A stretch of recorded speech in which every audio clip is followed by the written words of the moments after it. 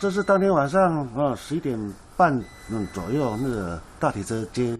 新冠肺炎第19例感染死亡的白牌计程车司机遗体送进殡仪馆，已经在2月17号火化。什么时候离开？到17号的中午左右。你至少要让我们知道啊，对不对？因为我们是第一线人员。司机人走了，载客用的银色休旅车还停在马路旁，他就是开着这辆车载送台商。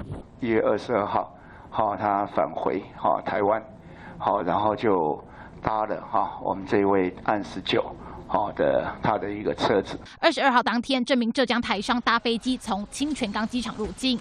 台商下飞机之后，直接搭上死者的白牌计程车。